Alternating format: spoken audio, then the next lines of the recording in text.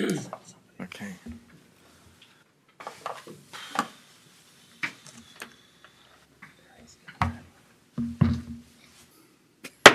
We'll call to order the Benton County Board of Commissioners meeting. Please join us for the flag pledge. I pledge allegiance to the flag of the United States of America and to the republic for which it stands, one nation, under God, indivisible, with liberty and justice for all.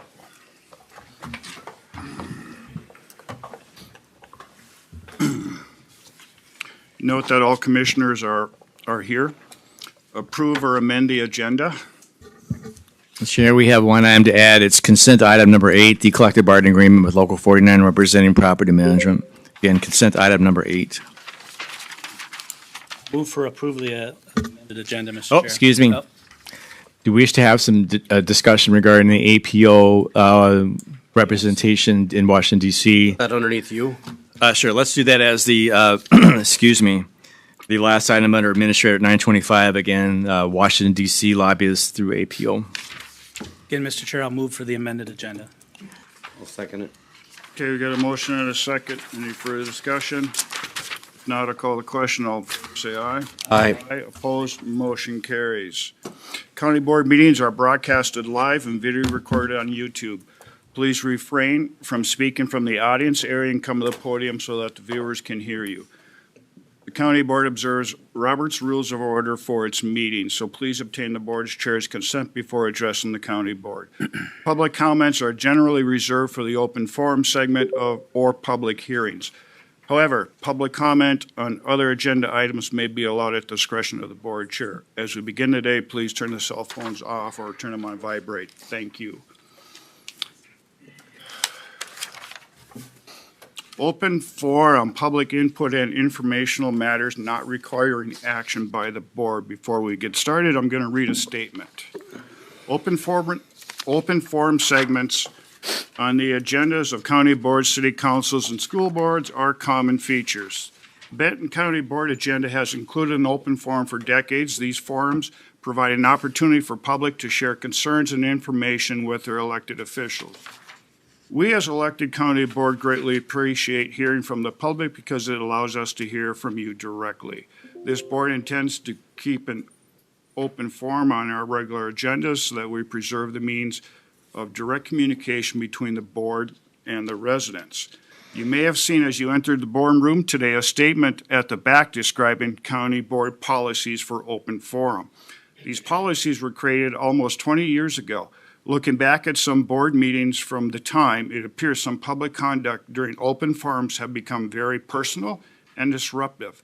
Clearly, the quality of the public discussion has deteriorated to the point a policy was needed. By board resolution, this policy was adopted in August 2006. It stood then as it does today to establish a baseline standard of conduct for open forums. It does not exist to limit any person's right of free speech. It does not give the county board the ability to shut down the It does not give the county board the ability to shut down the speaker simply because the speaker disagrees with the county board. Instead, the policy establishes these simple, basic concepts. The county board can establish a reasonable time limit on speakers. The boardroom podium can't be used to campaign for public office. Personal attacks won't be allowed, including the use of profanity and other vulgar references. The county board will listen to public concerns but won't take action the same day. Instead, the county staff may direct to follow up at a future meeting. And lastly, the county board chair will enforce the open forum policy. Let me conclude by saying this county board believes in free speech. We also believe that when we enter this boardroom, we will conduct ourselves respectfully and civilly. We are here to solve problems, find solutions, and serve the public. I think we can all agree that accomplishing these goals is best done in an environment of mutual respect and civil discussion. Thank you. Open forum, Mr. Leggett.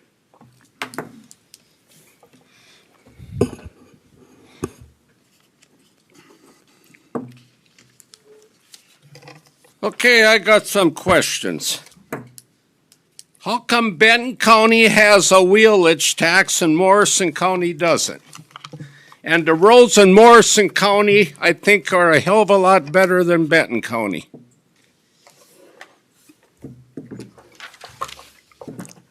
Anybody want to address that or not, or address it in the future? Well, I think at the time, Mr. Chair, we have a fairly large local road system that doesn't qualify for state aid. So about half of our 425 miles is local roads that don't qualify for state aid. So we didn't have any source of funds to maintain, reconstruct the county road system. So the board decided to adopt the wheelage tax to give us some resources. So you wouldn't have to rely upon the property tax to maintain and reconstruct our county road system. So again, about half of that 425 miles is a county road. So anything that's above number 33 is a county road. Do you remember when that was adopted by the board? It's been about 10 years at least, 10, 12 years, yeah. Okay. Yeah. Yeah. But that doesn't answer my question. How come Morrison County ain't got it? I can't speak for Morrison, sir. Yeah. Don't they? I think they do. I mean, So The is former Morrison, Morrison County engineer is actually sitting right behind you. is Morrison County a better run county? Members of the board, Morrison County had implemented a wheelage tax when that opportunity first presented itself. You can't just look at wheelage and loss tax, you also have to look at levy. I think that Morrison probably levies substantially more than this county towards its county. You gotta be state kidding. Highway system, I believe it. no. Like, And so we also implemented the loss tax, but we always had, our county board, just like this county board, is very supportive of transportation. And that's how that's how they funded it. But we didn't generate a lot of revenue off of the wheelage tax. But I would bet you need to look at also what the property tax that goes towards transportation in Morrison compared to this. So that's the other side of the coin. We don't have levy dollars going into road construction. Yep. Right, We yeah, do- no, I shouldn't say, Yeah. Morrison does. yeah. Thank you, Steve. Commissioner Pop. So we eliminated the levy on the property taxes when we implemented the sales tax. Yeah, there was actually a little bit of levy going in. It was There levy was kind of some, program it wasn't aid, and a that was lot. So now eliminated. there's Yes, sir. none. Yep. There's no levy dollars going in to our local road projects.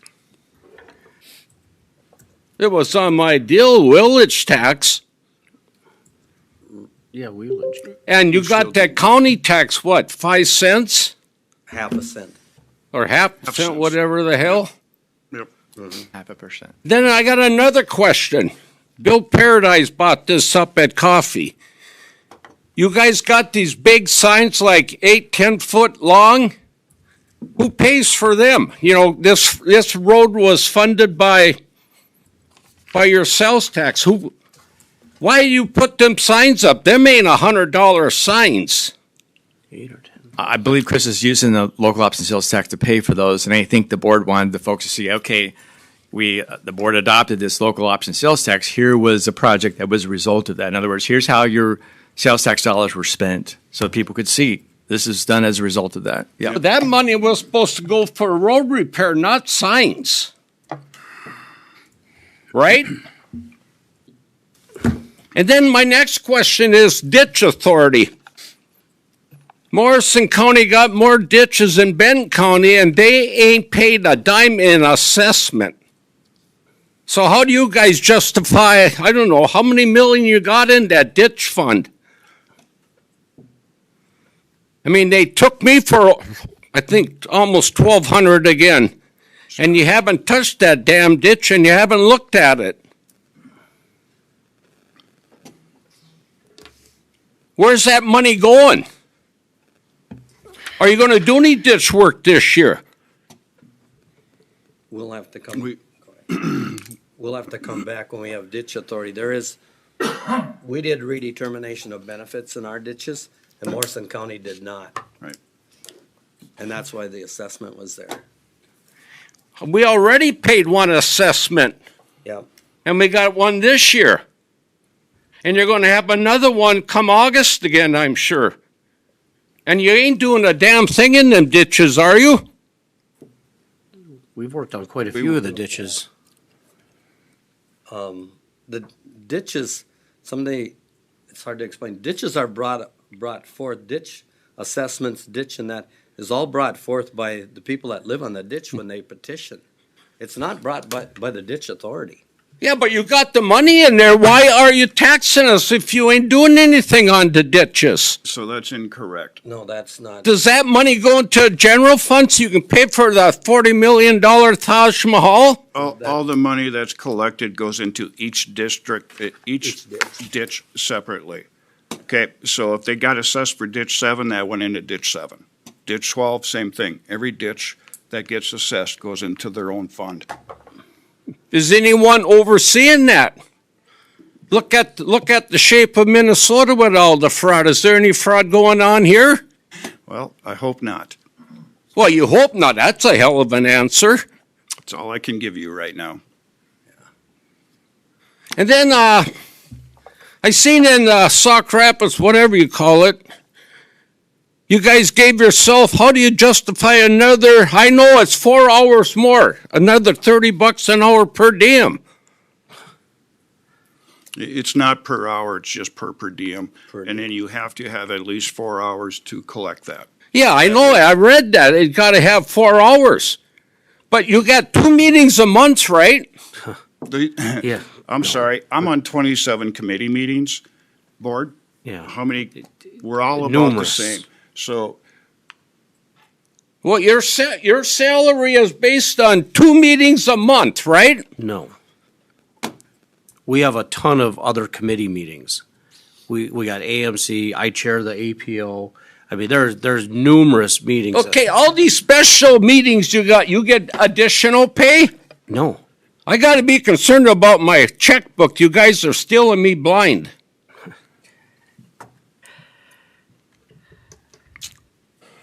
anything else, Mr. Leggett? And then, that airport, I seen they wanna, who's gonna pay for that? I mean, you guys got us in that sham. They wanna make what I seen in the St. Cloud Live, maybe? They wanna make a maintenance facility. Who's paying for that? Actually, that's what the VOTEC and Delta, there's like 4 other Yeah. airlines that are involved in this. Federal funds It's all included in federal that. funds, right? There's a federal grant. Do you guys ever think about, do you have any say in that damn board? I mean, it's a clique, that board that they got there, that aviation board. We have 2 representatives from the county. Yeah, but if they swoop him in and like you guys all got swooped in by Headley, be my buddy. That's not true. No, that's not true. I mean, even Ed, where you live, you could get to Little Falls Airport and you can to that dump here in Sherburne County. You're a couple miles from 10, you're on 10 minutes, you're at Little Falls. Yeah, but that ain't, there's no flights, Totally different airport. totally different. But they ain't got much flights out of here either. You got one to Florida, I think, and one to, Arizona. So it goes to Mesa. Yeah. I wouldn't call that an airport. A lot of it is business travel too. There's a business. ton of business planes that are there. There's a ton of business. There is no business in Benton County. I heard that. How come you guys never let that restaurant expand? You got no business in Benton County. That little cafe here used to be Wilkin Trucking. It's a nice cafe. They got good food. And they said you guys wouldn't give them an expansion permit. I don't, I that have, would be with the city. That would probably be that's with the city. Yeah. That wouldn't be with the county. You guys have no say in that? No. No, Not in the that's city. not in the city. Well, why would it? Well, I suppose I should go. Well, I could. I mean, you got one little cafe, and they're nice people, and they got good food. And I mean, Foley is a dying town. You guys can't face reality on that. I mean, people that live in Foley claim it's dying. I mean, you got a $40 million building going up that ain't going to bring $1 worth of tax revenue in. Anything You guys else? got to start using your brains if you have one. I mean, How are we supposed to do anything with the city? You're going to drive people out of the county. Anything else, Mr. Leggett? Huh? Anything else? No, that's it. Thank you very much. Because I if it's appreciate it. airborne disease, I got to get out of here. I don't want that disease. Thank you. Let's move on now. Consent agenda item 1 through 8. What would we like to do with Move that? approval. Second. Got a motion and a second. Any further discussion on that? If not, I'll call the question. All in favor, say aye. Aye. Opposed, motion carries. Steve, thank you, our interim county engineer. Thank you, Mr. Chairman, members of the board. Morning. Morning. Morning. Thank you for coming here this morning. You bet.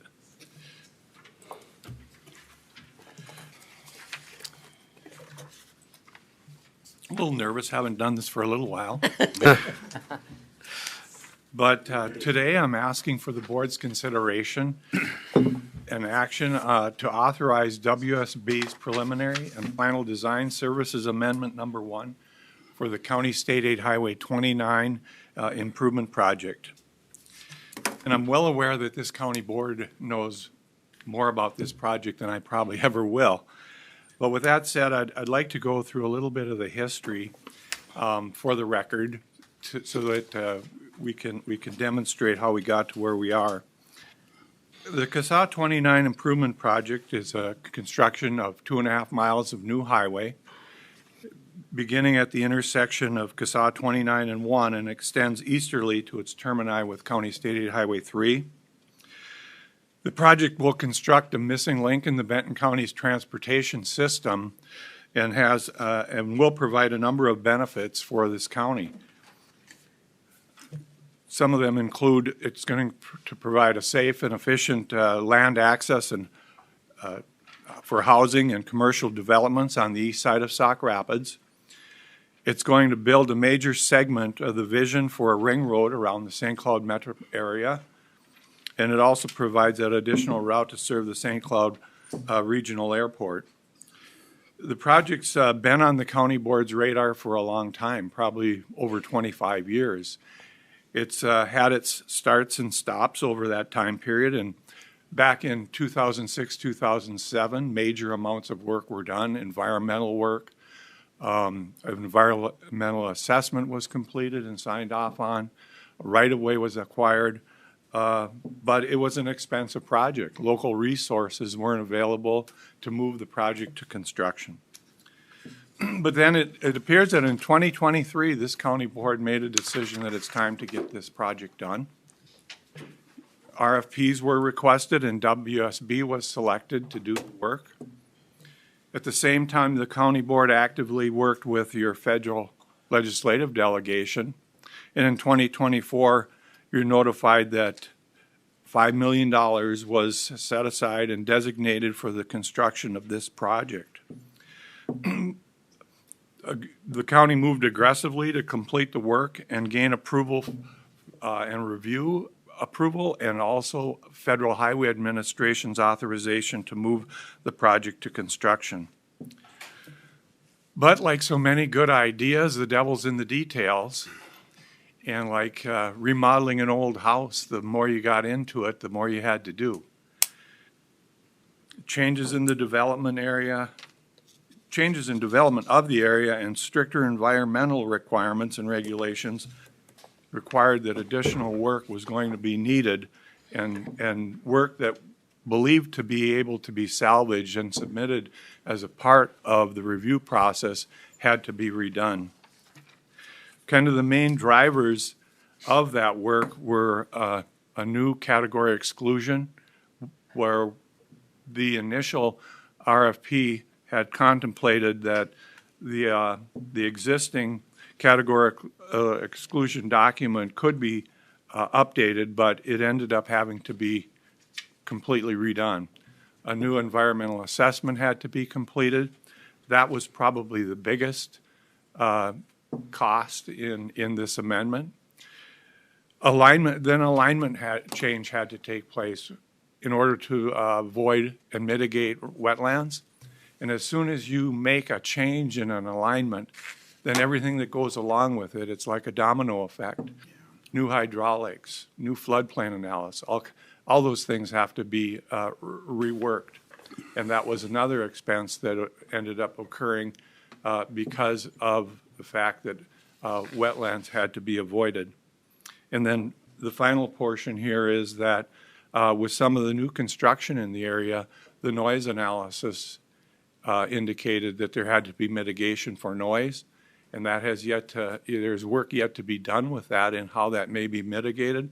There's going to be public participation in order to accomplish that and determine actually what the end result of that will be. But those were the three main drivers for this amendment. Again, the schedule is an attempt to try to get this to bid yet this year, where if we can make a payment, at least one payment that ties our money in, and you would expect that you're not going to lose it if you get to that point. Right. Obviously, most of the construction will probably take place in 2027. So with that, the request is that the board would authorize the chairman to sign the amendment and to continue to work on this project. Thank you for everything you're doing, Steve, with all of this and the update. Board, questions, concerns? I also want to thank you for the clarification on the wheelage tax. Yeah, yes. Mr. Chair, Steve, just for clarification, we have not paid any of this contract yet? Is that correct? Yes. So far, we've spent $501,000 of the base 528 contract. Okay, This adds 256. So would you like to know where the rest is going to come from? okay. Yep. Yep. So you may recall, we've been using a 2008 CIP to pay this cost so far. There's $140,000 left in that, so that covers almost half. The board authorized the use of local option sales tax for engineering services. So recently, we transferred $500,000 of local option sales tax to the highway fund for engineering services. So between those two, 140, and the rest is the balance is about 145, can come out of the highway fund. Again, this local option sales tax that was transferred to Fund 13 for engineering services. So bottom line, it's covered from those two sources. So, you know, I know when Chris brought to you using local option, this wasn't part of that discussion. It was for other projects. So we're going to have to do some juggling, you know, because it's going to take a chunk out of that was intended for some other projects. This is obviously very critical and needs to get done. So it's going to take priority, I think, over some of those other projects that Chris identified. Just That's a short-term. discussion, I think, for another day. But yeah, so Yeah, I just just, short term. Go Mr. ahead. Chair, I just look at a $5 million expansion on a road, and Right, we're it's going to have critical. almost $1 million in design. Yeah. I have to, you know, one of the things that it just stands out that this is about half of what the original contract was in an addendum. Well, it's one thing. Its point is we're essentially redoing some environmental work that Yeah. was done 20 years ago Yeah. Right. by I think SRF at the time, where they established the preferred alternative, did all the the wetland delineation, so on. Yeah, that was done 20 years ago. Yeah. Okay. The other thing on the engineering costs, when you get into a complicated project like this, even as you try to seek reimbursement, if it was a state aid project that you were trying to seek reimbursement on, you'd be eligible for 25% of the construction costs in engineering. That's not an abnormal amount. Okay. So So you think this amount is, yeah, it's Even though less it's- than 25%, but Okay. the state would allow up to 25% if it was a state aid project for engineering reimbursement. So it falls within those Okay. parameters. thanks for that clarification. Yep. Questions? So, yeah, you said state aid project, why wouldn't CASA 29 fall into that as a state aid It would be project? another option, but you also, you're balancing using your state aid money for construction. Right. Are you going to use it for engineering? You have your local option sales tax. You have these revenue sources. You know, and you're trying to balance those. It's an interesting question though, because we're adding mileage, and I'm not sure necessarily if you build a road, it doesn't automatically become a state aid road. It's got to be built first. That's another Well, bridge we've got to cross. Is Your I'm not experience- sure this will get added as Kasha mileage. I was just going to say, with your experience with CASA roads, is this gonna get added as mileage for CASA roads? It's a small amount, 2.5 miles. We'd have to look at the system. If we have any local roads on your county stated highway system, they'd be looking to exchange that for Yeah. this segment. They would do that before they would allow you to add miles. Yeah. Okay. We don't need to exchange. No. No, I mean, that's, As I've heard, it's really tough just to outright add CASA mileage. sure. Yeah. The process is Yeah. extensive. Great. Anything else, board? What would you like to do with this?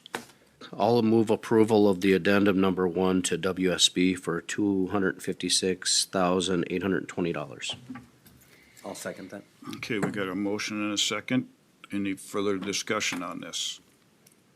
If not, I'll call the question. All in favor, say aye. Aye. Opposed, motion carries. And Mr. Chairman, I just would like to give an update on where the department is at and what we're working on. You have a pretty large construction program for 2026 planned, trying to accomplish as much of that as we can. So obviously, the position that we're in right now, the priority work that we're doing are projects that will require state aid review and Federal Highway Administration authorization to move to construction. You have 3 of them in your plan, County State Aid Highway 3. I think if the board would recall, what happened there is you were successful in obtaining about $2 million for the County State Aid Highway 2 project. That money was that's a grading project, which makes it more difficult, like a 29 project. You transferred that to the CASA 3 project and accelerated the CASA 3 project. So you'll pay for it up front. When the federal money comes into the state, then they'll reimburse you. We did this while I was in Morrison County. It's an efficient way to use your federal money. We were able to get the plans in the 9th of January. Signed plans, and those went in and are down for review. Usually takes 2-3 weeks. We'll get comments back, but that should be in a good position for your new engineer to move to bid. Then the other projects that really are our priority are the ones that have right-of-way acquisition on them that we want to do this year. That's the 2 bridges on County State Aid 12 and counties, that would be, County State Aid 12, which is the Little Rock Creek, and then CASA 13, the Elk River. We're going great guns. The staff out there, we have the plan, so we know what the right-of-way requirements are. They're working on the offer letters. We're going to do in-house minimum damage acquisition, so we don't have to go out for that.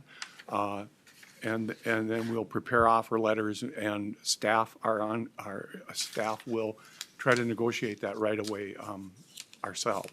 So we'll be pushing that real hard. We get those that documentation in, we can certify the right of way, and then the plans and everything can go in for review. So everything has to fall into place, but it certainly can happen.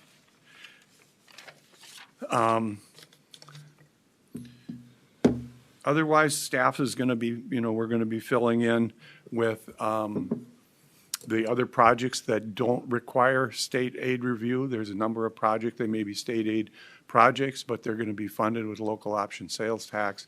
Those don't have to go through that process, so we'll be working on those as fillers as we try to get this right-of-way acquired. You may know that some of this work needs some additional support, some consulting support, and so I have had to utilize WSB, and we need to utilize them if there's something that we can't do internally, but we're working to try to accomplish as much as we can internally. But on these 2 bridges with this right-of-way, there may be a requirement to use WSB. I like WSB for Benton County's work because they use the same software package that you use for design as AutoCAD. They also use the same construction management application as Benton County uses, which is one office.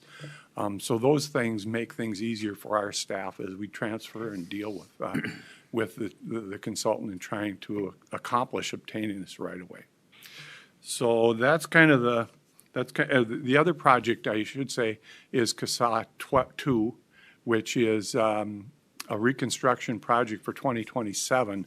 And we're in right-of-way acquisition. KLJ is assisting with that right-of-way acquisition that's moving right along. The attempt is to try to obtain enough right-of-way where we can at least begin clearing and grubbing before the March 31st deadline and have areas cleared so the utility relocations can take place. That's what the attempt is here, and we should be able to do that the way it looks like it's going. That's kind of where we're at. Mr. Chair, Steve, couple questions. Back to CASA 2, do you know if the right-of-way acquisition went through with the DNR land that's there? Is that finalized? I'll find out. I don't know right now Okay. if that happened. And then on CASA 13, the bridge project, are you familiar with the project at all? How the realignment is, I think it's 75th there that connects to 13. Kind of comes at a big jog, and there's looking at some right-of-way Right on to the west. Yes. Can you share at all how that ended up? Are you familiar The with right it? of ways, the right of way, we are going to need, extended right of way to the west. The alignment is it moves about 100 feet Okay. in order to fit it in there, and, get our slopes and our ditch and everything. It looked like it was moving about 100 feet. We're looking at trying to minimize that taking by steepening up maybe some of the back slopes, that kind of thing, in order to minimize what we have to take from the property owner there. But we have already done the early contact with the property owner, so they know the project's coming. We haven't gone over the impacts with them individually yet because we weren't quite ready with that. I'm hoping by the end of the week, it looks like that's where we'll be at. And would those projects be simultaneous, do you know? Is that the plan? If we get all of this, that would be the plan, to bid them both together. Yes, okay. Yeah. Thank you. That'd be good, yeah. Thank you. And then, Mr. Chair? Yep. Steve, we talked briefly on that build grant. Yes. Yep. On Friday, we received authorization from MnDOT that the grant is it gave us authority to proceed. So WSB is moving forward with updating the application. Have to recognize Administrator Headley. He's helping with secure all the support letters that'll go in and be a part of the grant. So we're on track. We'll have an agreement coming in to the board that you'll have to enter into. But the authorization letter was the important part of it, because the work can start with the authorization letter. The grant can follow, and that's a $30,000 grant. Okay. I can help you with the letters too. Yeah. I think we're good. WSB sent us a template letter, and I think Beth has all the ones from last time, so we know Yeah. who to contact. I think we're in pretty good shape there. Yeah, and we have until WSB said we have until February 18th to get them the letters of support, so we're good on time. Okay. Yep. Well, if you need any nudging, I can help. Thank you, sir. Yep. Thank you, Steve. Thank you. Thank you. One other thing, Mr. Chair, members of the board, is the county highway safety plan. You are a county that is having your plan updated this year, so there's activity that needs to take place with that. Again, Administrator Headley is working to build the website that'll, you selected a Safe Streets for All approach, which has quite a bit more public participation and input. So there's going to be activities that'll be taking place to try to obtain outside or the public's input. At the same time, we'll, within the department, be reviewing segments, making sure they are accurate and how their MnDOT is going to be looking at the system overall. So that's also happening at this time. That's all I have, Mr. Chairman. Mr. Chair, dialing back to that build grant or raise grant. Yes. There was a few things that may have been missed along the way, so Yeah. if this wouldn't have been caught, we'd have been in a bad situation Very for. bad, yeah. It was good to ask the question. Yeah. Yes. Thank you for everything you're doing, Thank you, Steve. Steve. Thanks, Steve. Appreciate it. Okay. Did he apply for the permanent position yet or not? No. Yes, he will. Next, Sheriff Troy Heck.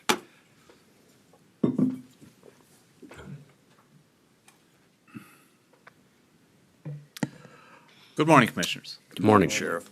Good morning. Here today to talk about immigration enforcement. We all understand this is a very controversial topic in our community and all around the state. I was contacted last week by Commissioner Heinen with some questions and the suggestion that this would be a good topic to bring information to the board and to the public. So I'd like to say thank you for that telephone call and the prompt to come here and share some information. So we are a partner law enforcement agency with ICE. We both enforce laws. We, in the sheriff's office, our charge is enforcing state criminal statutes and county ordinances. We're also charged in state statute with keeping the peace of the county, along with several other miscellaneous duties. ICE, Immigration Enforcement, their job is to enforce the immigration laws of the United States. And so while we're both law enforcement agencies, we have two very different focus. ICE is enforcing a set of laws for which the punishment for violating them is that you are removed from the country. So these are not criminal laws. Courts have found that these are, for the most part, these are civil violations. As the county sheriff, our job is to enforce criminal laws. So we focus on doing that. We focus, again, on keeping the peace and serving process, those type of things. Where we overlap and intersect is the fact that we're both on the same team as law enforcement agencies. So when we have information, say that a person has a detainer request from ICE and they're in our jail, we're going to share that information with ICE. If we have information that they find helpful, just like we'd share that with the FBI, with the ATF, with any local law enforcement agency, we're going to do that because that is our job, to cooperate with other law enforcement agencies. We do not do immigration enforcement. That job, as I said, is the purview of the federal government. There's been court decisions, and there's the 10th Amendment that says the federal government cannot force states and local authorities to enforce federal laws. If they wish to have a law that they've passed enforced, the federal government needs to do that. So we do not do the work of immigration enforcement. That is the job of ICE. Again, our intersection comes in this sharing of information. Also, as you've noted around the state, local law enforcement will and does show up at the scenes where there's a breach of the peace. ICE has gone to do some work. There's citizens that have come out to protest that, or there's some other breach of the peace going on. That's where local law enforcement is going to come in, and it's going to be our job to settle things down, to de-escalate things, and keep people safe. People certainly have the right to voice their opinions, to chant, to shout, to carry signs, to protest, and we're going to be there to guarantee that happens equally in the amount that we're going to be there to protect ICE agents, protect citizens, and make sure that people are not interfering with law enforcement, because that's where the line is crossed. You're allowed to protest, you're allowed to have your say, your First Amendment rights. We're going to protect those. You're not allowed to interfere, to get in the way, to obstruct vehicles, to wrestle with ICE agents, to do a whole host of things that could be construed as interfering with their job. So our job is going to be out in the community to make sure that the peace is maintained, to make sure that people are allowed to have their say, and to keep people from crossing that line and interfering, because that is a crime, both federally and under state law. It is a crime to interfere with law enforcement. So I just want to make sure that people who might be thinking about exercising their First Amendment rights are very clear that you have that right, but that right ends where you're interfering with law enforcement. That is going to be a crime, whether that's, again, blocking their path, assaulting officers, what have you. And certainly we will be arresting people that might engage in that activity. I know that the federal government, they've also been arresting people that have been obstructing ICE agents. So I think it's important that we be clear there's a line there, and we want to make sure that everybody is on the correct side of that line. The other interaction we have with ICE is, as I mentioned, in our jail. If we do have someone who is arrested for a state criminal violation and also has that ICE detainer, we share that information with ICE. We do not hold people solely on an ICE detainer unless it is a court order and a criminal offense issued by a judge, which the vast majority of the ICE detainers, again, are not. They are civil actions. So we are not allowed to hold people any longer than we would if they have an ICE detainer than if they don't. What will generally happen is we'll have somebody come into the jail. They have this. They have both a criminal offense for which we are holding them and an ICE detainer. We'll share that information with ICE, and when that person is going to be released, we will share that information with ICE as well. And now ICE has the option to come up to our facility and meet that person as they're exiting the jail to do enforcement action with them. Generally, that works pretty well. They've been able to come up and meet folks that they want as they're exiting. I'm not aware of any issues we've had in that regard where somebody with a criminal past has been missed by ICE as they've been exiting our facility. So, we are really in an assisting mode with ICE. We're not going to engage in immigration enforcement because that isn't our job. And I think the other thing that is important to let the community know, especially in these moments of high tension, is that we always, as local law enforcement, have had individuals out there in unmarked cars or in out of uniform who might just have a sticker that says sheriff or police, that type of thing. And just because you see people in unmarked cars or maybe wearing that placard that says police or sheriff, that does not mean that they are ICE members, okay? We do have and we will continue to have members of our Violent Offender Task Force out there. We'll continue to have members of our investigative division out there in plain clothes. So it's really, I think it's important to be discerning in these times of high tension about exactly what the truth is, exactly what you're trying to accomplish, and to really remember that local law enforcement is still here to support our community, to ensure that people have the ability to exercise their rights and to make sure that people have the ability to move about safely because we're enforcing those state laws that we're charged with. So I'd entertain any questions that the board may have. First of all, I want to thank you, Sheriff, for coming in and giving us the explanation and everything that you've given us, because I've had a lot of questions about this. So thanks for setting the record straight, I guess. Board members? Mr. Chair, I think this is a perfect time to maybe talk about, here, where I stand on this is if people are here illegally, with all the fraud that has happened in this state, I'm 100% behind making sure that we support ICE and what they're doing. I don't believe what's going on sometimes down in the cities is right. We need to make sure that that we're giving them the support they need if they're doing lawfully and legally, and they're just here to do their job no different than anybody. So that's where I stand. Mr. Chair, I agree. Thank you, Commissioner Kapinski. Thank you, Sheriff. Just for clarification, you mentioned that when a person is released from criminal charges potentially, because I'm sure they're waiting some court date or whatever, ICE is notified. Yes. Does it ever happen that ICE would come to your jail and ask to remove them before their release date because they have a detainer?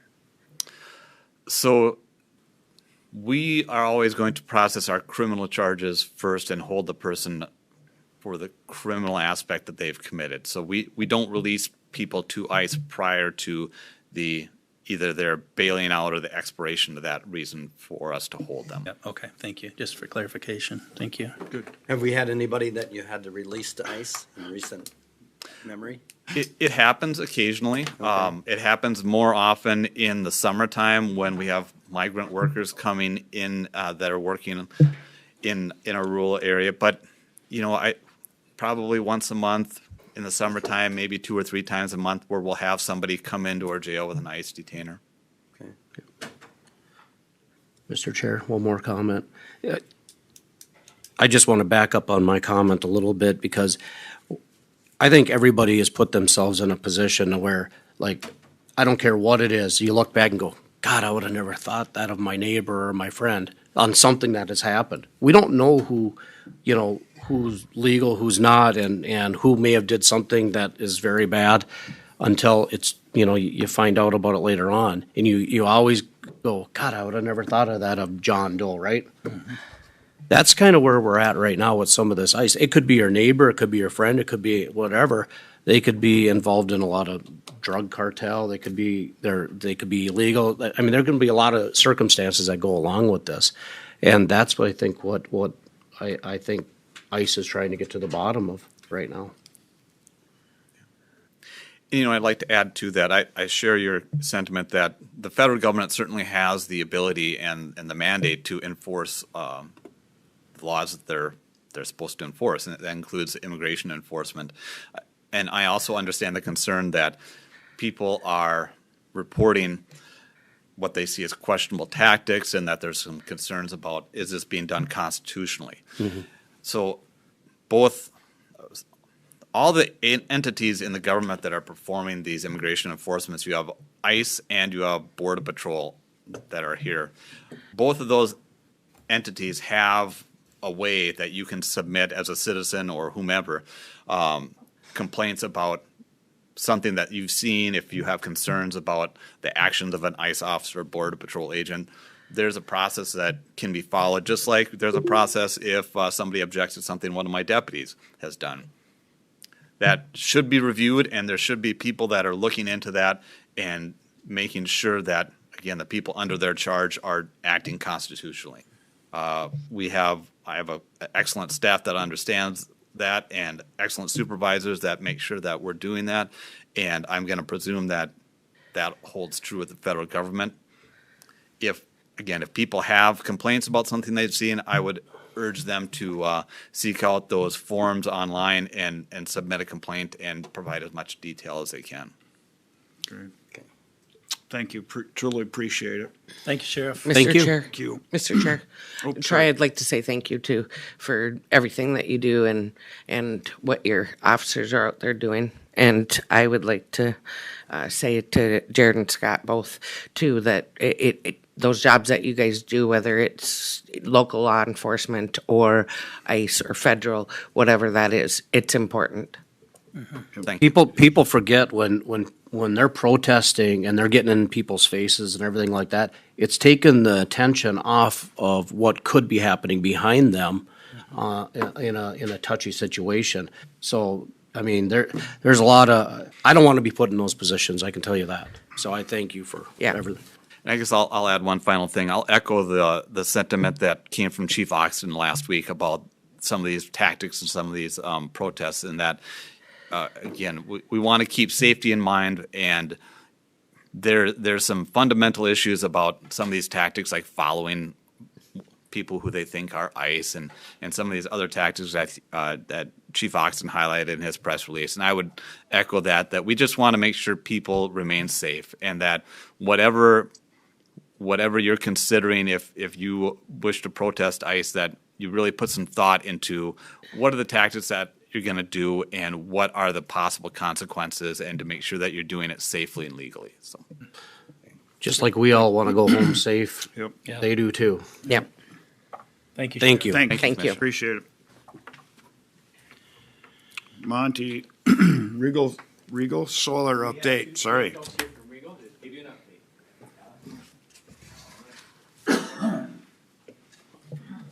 Good morning. Good Morning. morning, Morning. Benton County Commissioners. My name is Alex Sluman with Minnesota Power. I'm joined by my coworker Matt Lean, also with Minnesota Power. I'm here to talk about the Regal Solar project and questions that I may be able to answer. Minnesota Power is proposing to start construction this quarter in February or March, begin tree clearing, installing sediment controls and entrances, and grading will occur later this spring, and then move into full construction summer and into 2027. Couple of items: the collection line that extends from the solar site. I have maps that I can provide you guys after this. Was previously above ground. During the summer, Minnesota Power put an amendment to the site permit, and we have that designed to be underground, so it's going to be less visibly intrusive to folks around the community. And then additionally, our substation recently got approved with the Benton County Planning Commission. Certain pre-construction filings are going to be submitted here soon, site plan, decommissioning plan, and construction site supervisor. They will all be going to Benton County. Certain filings have different requirements, so Monty will be receiving some, Commissioner Hyman, you'll be receiving one, and planning and zoning and other departments will receive them as well. The project is estimated to provide approximately $15 million in tax revenue. Commissioner Johnson, I believe we met, was it 2 weeks ago? You were wondering about production taxes. It's approximately $8.5 million we're estimating. So as you know, 80% goes to the county, 20% goes to Lingola Township. Yeah, thank you. And then Minnesota Power is also still providing $20,000 a year to Rice, Sauk Rapids, and Royalton school districts for the first 20 years of operation. Just wanted to see if you guys had any questions. How many years was that over then? 20 years, 20 so years, okay. $400,000 in total. Okay. Now, you were talking about site plan. Will that go to the planning commission? Do they have any say about the site plan? No, they do not have any say per state regulations. It's going to, the site plan will be going to you, Monty, auditor, and Roxanne Ackman. Is it true that local governments get to comment I on those believe things? local governments can comment. We can comment. Yeah. But I'm not sure. I think that goes to the Public Utilities Commission and not Minnesota Power. Right, Commissioner Pop. So, when you went from overhead to underground, what are you doing at the Platte River? We're going to be going underneath the Platte River, so we're currently obtaining permits from the DNR. Okay. That's good. Mr. Yep. Chair, Alex, can you remind us completion date? And Completion date's going to be the end of 2027, the last half. thank you. Any other questions? Thank you for the update. Thank you. Thank you for the update. Appreciate it. Yep, I'm going to pass around some maps for you guys. Yep. Thanks, Alex. Yep. And Pete is here. Pete, We're out to you. Morning, Mr. Chair, members of the board. Wow. good morning. Good morning. Touch on budget of the $24 million project across the street. Budget sitting very healthy at this moment. As you know, we approved the budget with a contingency of a little over $1 million. Currently, the change orders issued to date is a little over $24,000, so that fund is sitting very healthy. There are a few proposal requests, which we call PRs in the industry, that are out for pricing. With that being said, still well under 5% of the total contingency at this point. So where we're at in construction, I think the budget's sitting very healthy, and that is the one thing that we continually monitor as we go through, update every couple of weeks at our biweekly construction meetings and have those discussions. So with that being said, a little bit on schedule. We are a little behind on some of the detailing of some of the steel components. At the same time, our approach is the fact that we're going to do a good quality job on this project, and this detailing, a lot of the small trim steel that you're seeing like on the east side of the building need to be installed at the same time, need to be plumbed in before we start some of those exterior steel studs that you typically see, so we're all in alignment with those. Breitbach, who's setting the steel, is going to have a late start this morning just with the temps as far as starting some of the hydraulics. Plan is to start at 10 o'clock this morning, work today. We're going to see how tomorrow goes, and looking at the forecast, Thursday, Friday is going to probably be a little bit of a bust. So with that being said, meetings have been conducted with R&H Drywall, and they're ready to go as soon as the steel gets to a point. And at the same time, in early February, if the weather breaks a little bit, we're going to try to pour that second level deck. Just from the standpoint is we know that steel will deflect a little bit with that much weight on it, and once again, we want to make sure those exterior wall studs are nested in nice and plumb as we go through that. So with that being said, I'll open up to any questions anybody has. I know next on the agenda is some furniture discussions, but with the construction, it's kind of where we're sitting. Questions for Pete? Thank you. Thank you for the update.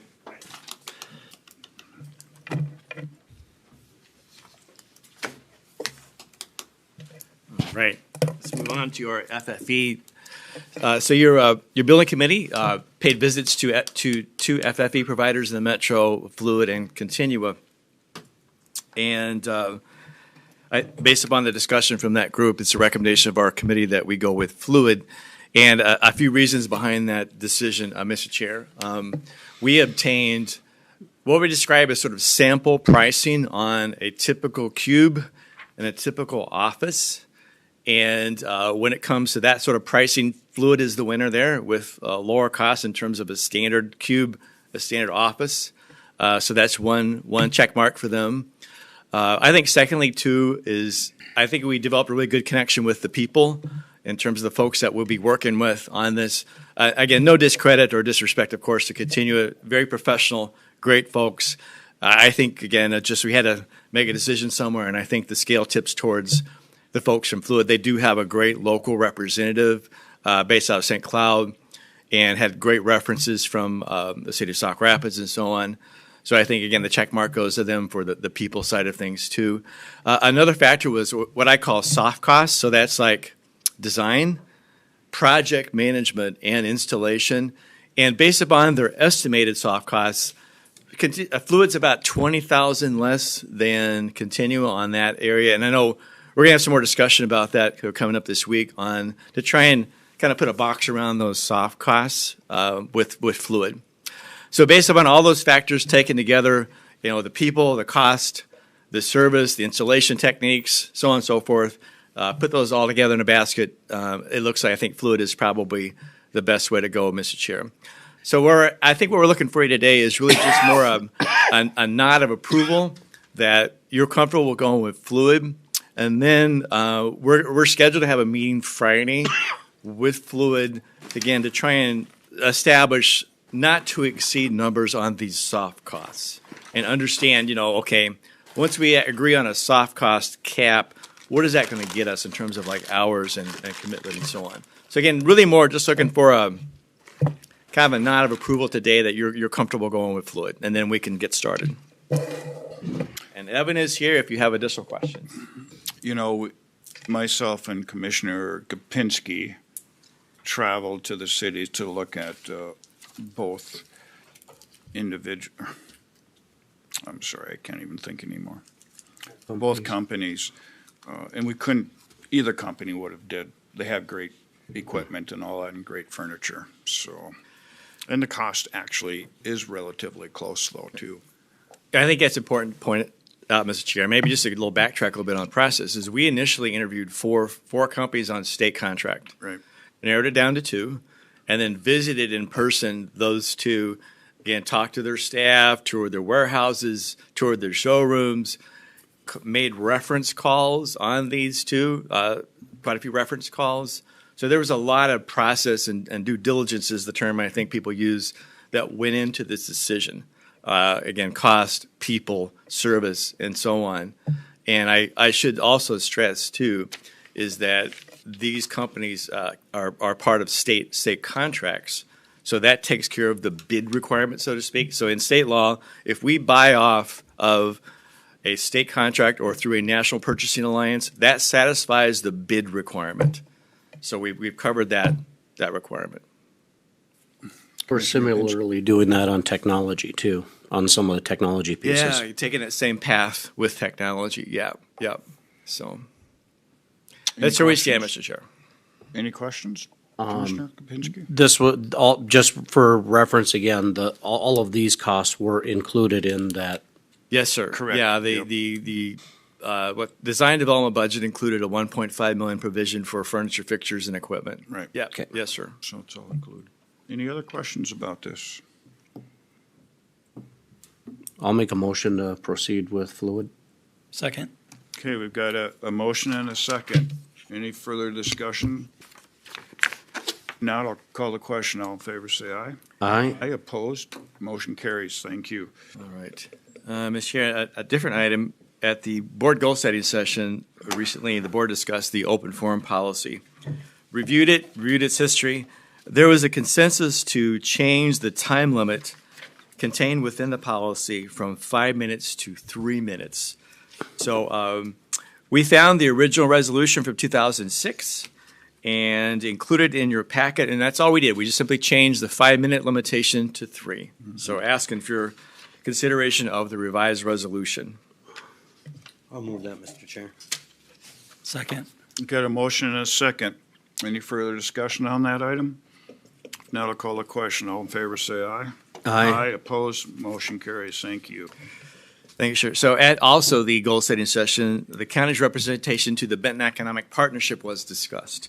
It was a consensus of the board is that the county's primary representative would be whoever is the current board chair, and then the alternate would be the county vice chair.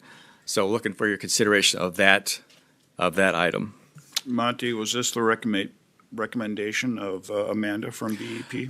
Amanda's here, of course, so we talked about that. I think Amanda felt comfortable. That was a good choice. Yeah, it didn't result in lots of change, so you'd have some stability at least within a year of one person representing the county and the executive board. And the vice chair will have 2 years. If First he's year the as the alternate. vice chair, and the second year if he becomes the chair, or she becomes the chair. So, Move for approval, Mr. Chair. I'll second. you got a motion and a second. Any further discussion? Commissioner Gopinski? Reluctantly, I'll support this because I do love going to those meetings. I'll tell you, the BEP is definitely a best kept secret. A lot of people don't understand what they do, and I will reluctantly support this because I do like going Well, to them. and to your point, it really allows us to funnel through the whole Yep. board. Correct. Otherwise, Exactly. you're really relying on one person to Right. do And the the- reporting, which, All you know, five. they do need some stability Yep. on the board. I mean, the proposal for every month was not gonna work. Yeah. Right. All 5 of us wanted to be on this board. Yes. So. it's a Thanks good for all re- you do, Amanda. Thank you, Amanda. Truly And appreciate Pam. it. Okay, we've got a motion and a second. Any further discussion? If not, I'll call the question. All in favor, say aye. Aye. Aye, opposed? Motion carries. Thank you. APO. I think that'll be quick. I mean, you want me to take it over? Sure, go ahead. I think at the last board meeting, we had a consensus to move forward with the 24,000 for the federal. Right. We just need to make sure that that is still the case, so we can have Monty work with Brian Gibson to get that agreement.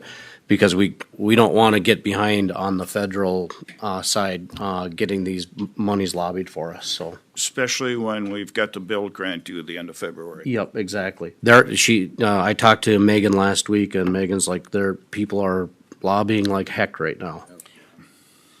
Mr. Chair, I would assume Megan and her office would help be in touch with Congressman Emmer's office as LD and LA to figure out this Yep. application.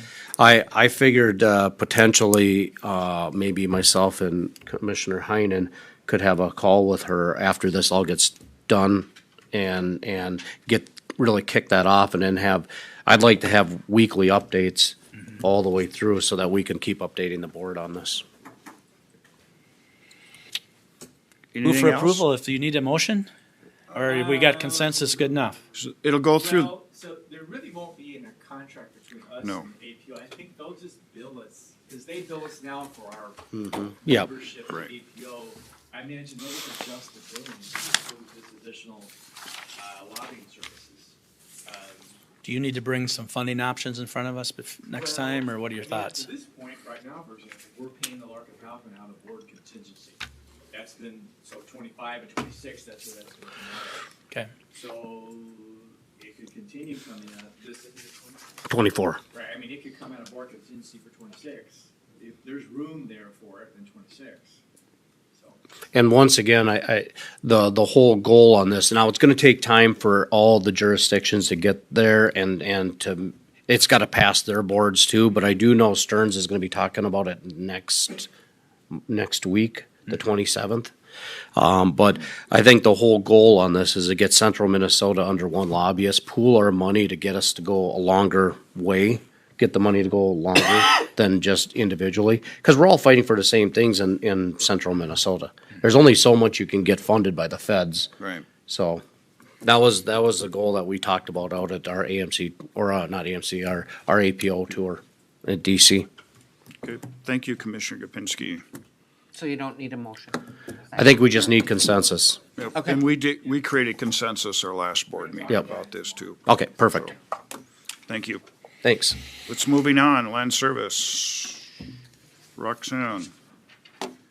Good morning, Commissioners. Mr. Good Chair. morning.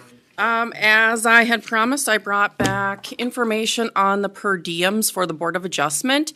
And that information was compiled in November amongst our Minnesota Planning and Zoning group. So fresh information that we've got for you there.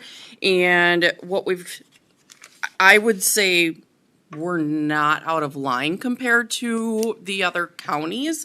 The majority of them do not pay for site visits other than Stearns County. And Stearns County does a $50, no matter how many sites you're visiting, it's $50 flat rate. You could be visiting one site, you could be visiting 10 sites. In addition, they do pay for mileage. But looks like all the counties that responded to this poll pay for mileage. And then they've got set per diems, which they range from 50 to $80 roughly. Stearns recently updated or increased theirs for 2026, and that's $100. Stearns is a very large county. You're going a lot further for site visits and meetings. I mean, you may have somebody coming from Sac Center down to St. Cloud for a meeting. So to me, it's a little bit different than Benton County, just based on the size. But we've got the information here. I also provided you with the number of site visits, at least for the past 2 years, 25 and 24. So you kind of have an idea of how many site visits they're doing. Other than that, we have been paying for site visits since, well, I can't say when that started, but I went back as far as 2009 when I noticed that the site visits went from $5 to $10 per site visit. Mr. Chair, Roxanne, any chance you had conversation with Morrison? I see they do a stipend every month. And what do they do when there's no meetings? Well, so Morrison County they have their planning commission and board of adjustment are combined. Oh, okay. So they hold the planning commission and then they hold the board of adjustment. It's the same group of people. The meeting's held on the same night. And are they a recommending body or are they like Benton? I believe they're a recommending body. Okay. Yep. So they kind of get that stipend because they're putting in additional time, site visits. And so just to get those folks to agree to be on these boards or commissions, there's that. And then they do not pay mileage. The mileage is in that $300 stipend. Interesting. Okay. Just to discuss. So I believe the action at the first meeting in January was to not, at this point, we didn't apply the $100 concept to the Board of Adjustment. So I just want, I guess, to confirm, are you comfortable leaving it just basically it's a 70 and not going with 100 or mirroring what was done with the board? So. My opinion is we leave it at 70. I mean, last year they only had 4 site visits. Do you remember how many was that 25? Yeah, that was 25. Yeah, just 4. But it's up to the board to decide. Motion, leave it at 70. Do these meetings ever, how long are the average? So the evening visits? portion, I mean, if we have 3, they might go an hour and a half. They're not long. Generally, they're not overly controversial.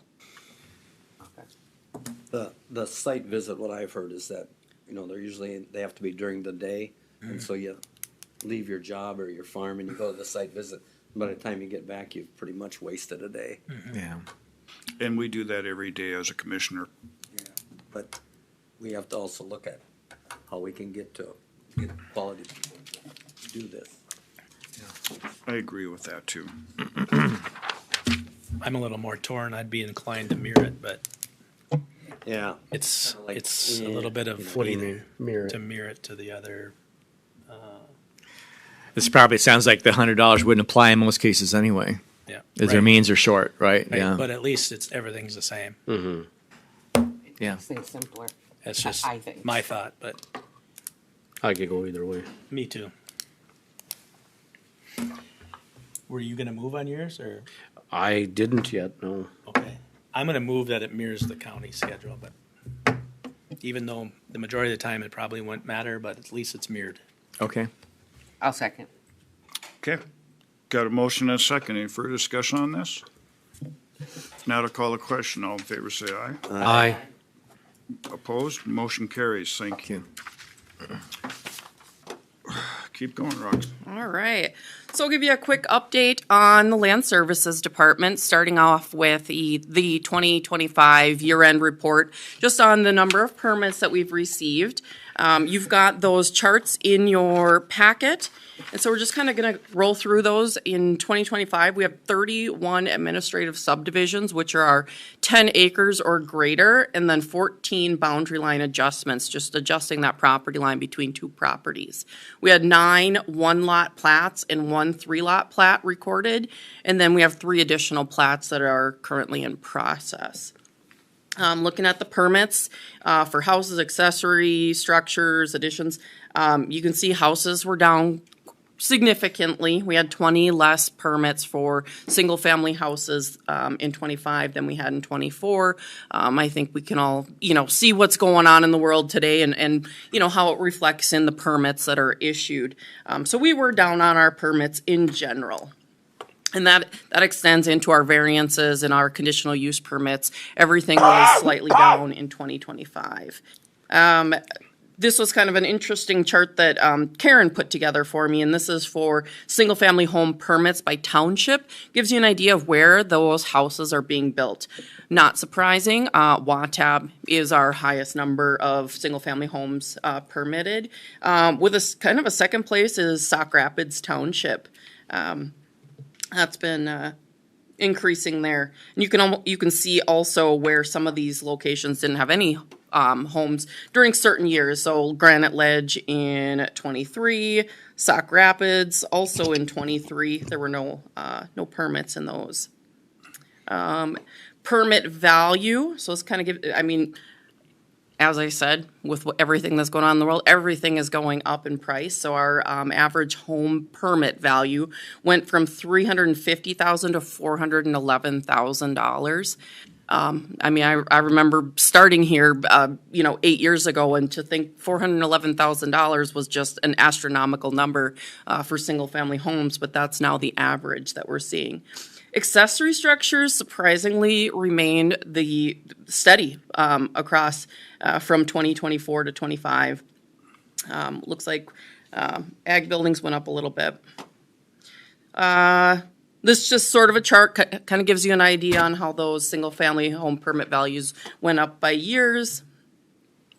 Average building permit value by year. So we're looking at accessory, additions, and ag buildings. You can see how those have fluctuated over time.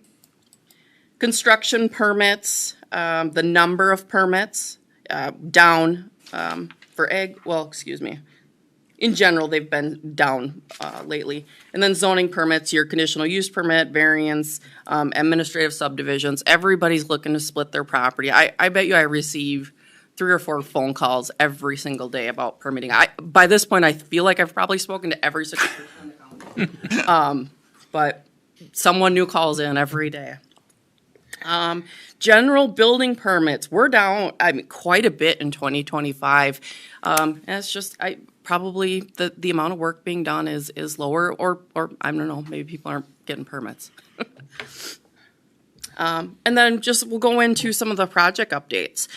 So for cannabis, we have 3 retail registrations in our hands right now. One of them is in Watab Township. That one is open. Minnesota Grass Hero, I believe, is what it's called. And that one is on Highway 10. It's by Rice Auto Sales.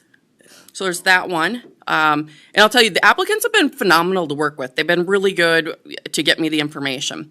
And then there are 2 in Sauk Rapids. Neither one of them are open yet. So we only have 1 more allowed in the county. 4 is, within our delegated area. So we only have 1 more.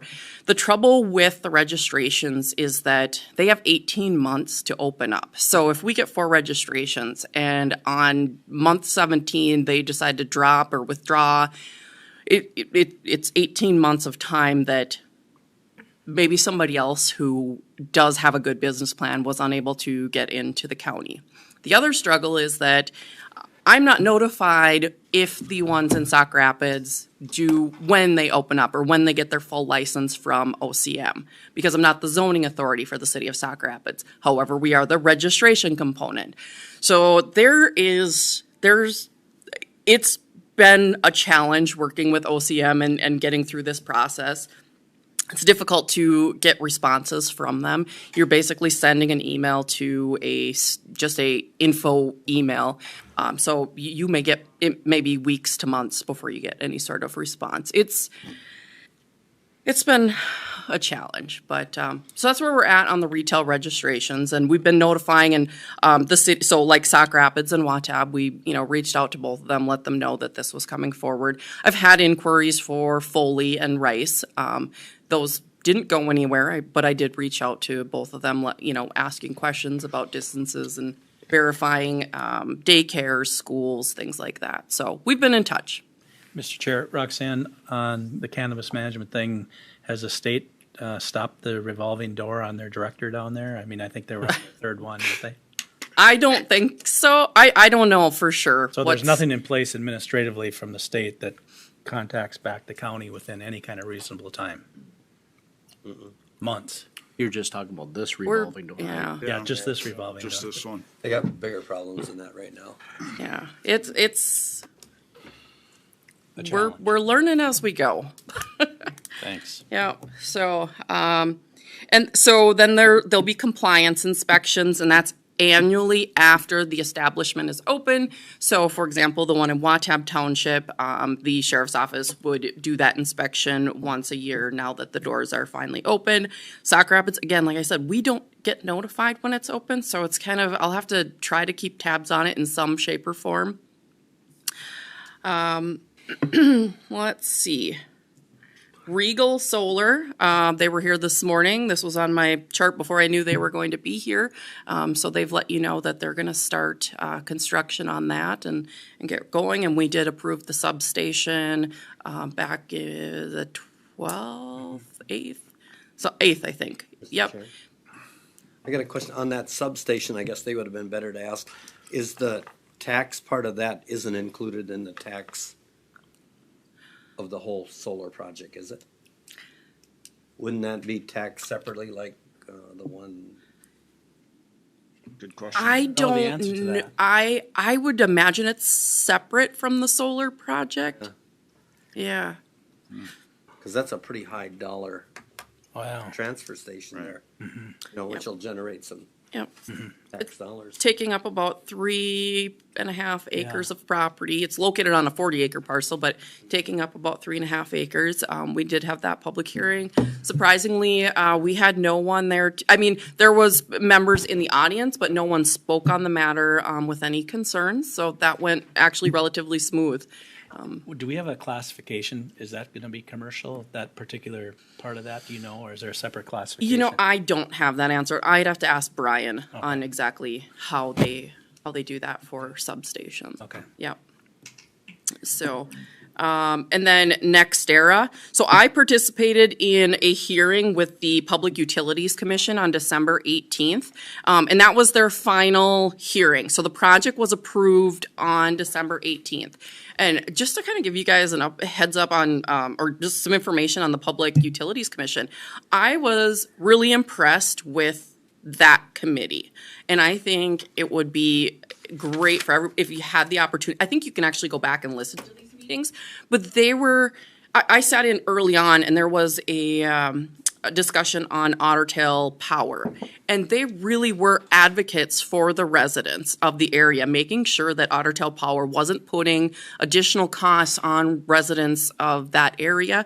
And I just was really impressed by the work that they did. So when we had sent a letter to the Public Utilities Commission on the screening, I did a lot of research, went out to a site, gathered information, put that in my letter, put it out there. One of them went out to that site and did their own research, did all the background, and they were ready and prepared to bring that information in, completely understand it, and offer questions and provide insight and how they've handled this in the past. So I was really impressed. So they were, excuse me, Mr. Chair, they were physically down in Minden and St. George Township looking at that project.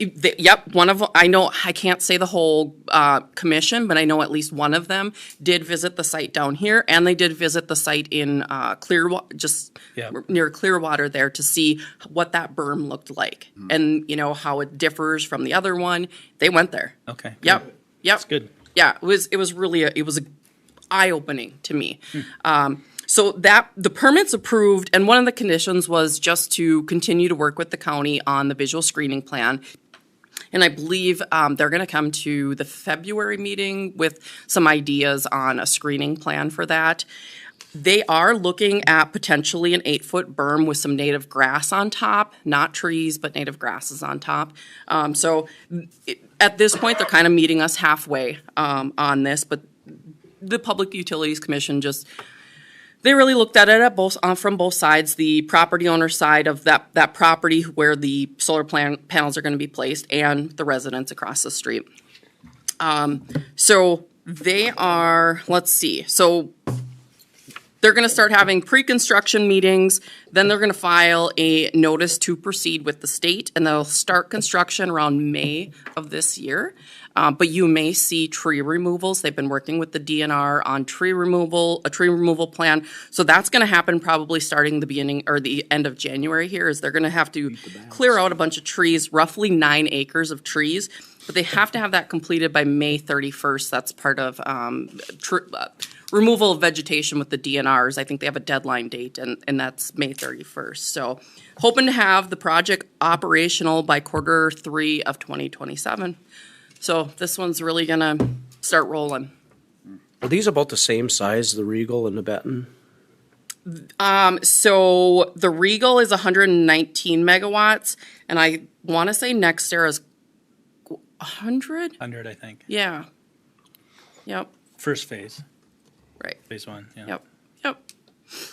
And then I just heard back from, on the meat processing facility in Granite Ledge. I had a conversation with the Bottleneck Project, who is assisting the property owners through this process. And they have not submitted their materials to the state yet because they're still gathering that. They're working on the blueprints and the plans and trying to get everything together. Not to mention there's the language barrier. So trying to coordinate all of that. But they are... Their hands being held through this process with members of the Bottleneck Project, who had actually contacted me and let me know where they stood on the process right now. And I just asked them, I said, just keep me up to date. Let me know where things stand with that when you start getting it to the state, and just to kind of keep me in the loop. Any questions on any of those? The other offices, so we've got the recorder's office. The biggest thing right now is the judicial safety. January 1st of this year, the judicial safety part of the law went into effect, and that's the masking of information. I've been working with the auditor treasurer's office, recorder, assessor, my office, but this actually goes much further than land services and auditor treasurer. This is something that's going to have to be distributed out to all offices in the county to make sure that this information is protected and masked, and it doesn't get out to the public when a judicial official requests it. So we're trying to work through that process right now and understand what implications it has and who needs to be contacted to make sure that this is occurring. We're seeing it every day. I mean, just recently was the judge that was shot down in, I'm not sure what state it was, but just comes to light that this is something very, very serious. And then we've got the assessor's office. So the Tyler Kama portion is going very well. They're continuing to get information going from the Tyler system to Beacon. Land sales have been much stronger than assessed values. So that means we may see another increase of approximately 20% coming up. That's something that we have no control over.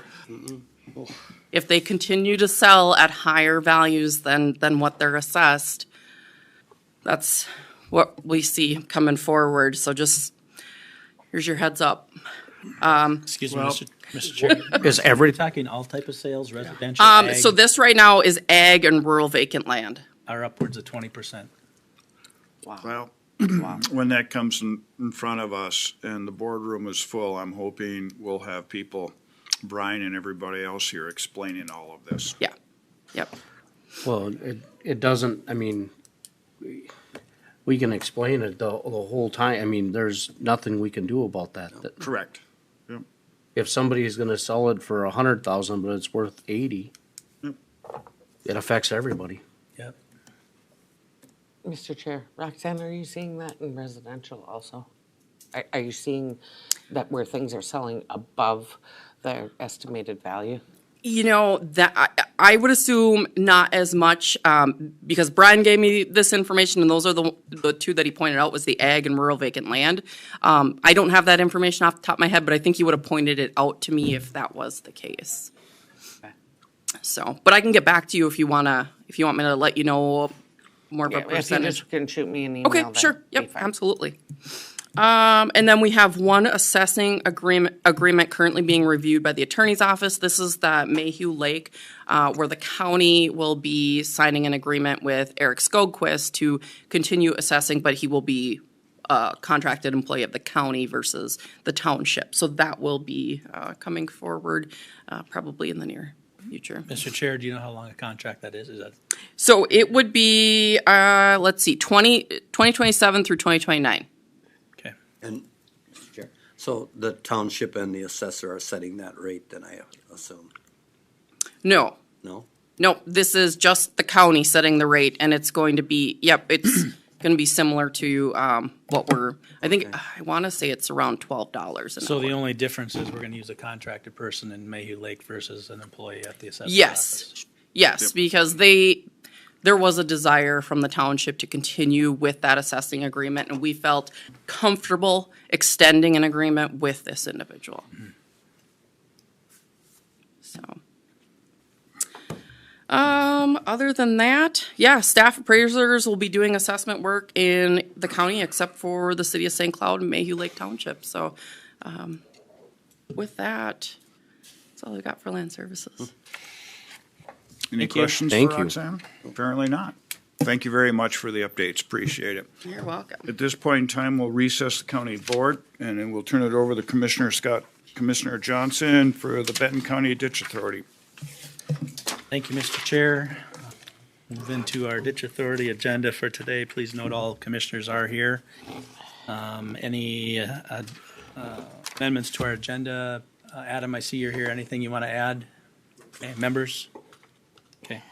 Motion. Move approval? Second. Motion is second to approve our agenda as presented. All those in favor? Aye. Opposed is carried. Move into an open forum for ditch authority. Is there anyone here that would like to speak in the open forum session of our ditch authority meeting? I don't believe there's anyone online either. I'm not sure who Michael is, but again, one last call for open forum for ditch authority. All right, thank you. Move on to the consent agenda. Approve or amend the ditch authority meeting minutes of the November 18th, 2025 meeting. Move approval? I'll second. And a motion and a second to approve those minutes. Any further discussion? Hearing none, all those in favor? Aye. Opposed? That's carried. And a regular agenda item, consider the quotes for ditch maintenance of CD 9 and CD 14. Adam, Good morning, Commissioners. good morning. Morning. One second here.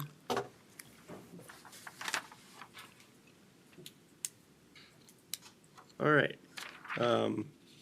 So I'm here to talk about mowing for the ditch buffer strips of CD 9 and 14. It's a little weird talking about mowing right now since it's, negative 10 degrees outside, but it's good to get these on the schedule for these contractors, just so they know they can, quote their work before actually being done. So I solicited for quotes, like I said, regarding County Ditch 9 and 14. I posted this to the website on December 16th, 2025. This ran on the website until noon on January 9th, 2026. So that gave them roughly a few weeks to get quotes. 4 quotes were received. We'll go over those quotes after this. In the quote, it said mowing will be done in the spring of 2026 when weather conditions are favorable. If we have a very wet spring, this can be pushed back to any time in 2026. Obviously, we cannot tell the future, and we don't want the buffer strips to be abused with equipment if it's too wet. Just one thing here, I wanted to just remind you guys that for the maintenance assessments for 2026, County Ditch 9 was assessed $10,000 and County Ditch 14 was assessed $15,000. Just take that into account when looking at these quotes. My action requested, you guys can either accept or deny the quotes, or this could be brought to a future ditch authority meeting if more information is required from you all. So I'm gonna go below here to the 4 quotes we got for each ditch. So first of all, County Ditch 9 is about 5.02 miles of mowing, and so this does mean both sides of that 5.02 miles. Regarding County Ditch 14, the miles were 7.34 miles of mowing, and that's also both sides. So I was gonna go through each of these quotes that I received, and then I would hear your guys' feedback regarding those quotes. The first quote we got was from Tree Story. They were planning on using 2 units at the same time, meaning they would have, 2 operators out there with 2 separate units mowing. And they stated that it would be about 35 hours times 2 units, so that would be about 70 man hours, totaling $21,000. Hellman Construction also came in. They were just gonna have 1 unit out there at 73 hours at a $190 rate, and that totaled $13,870. Cars Tree Service came in at 32.46 hours, and that totaled $6,460.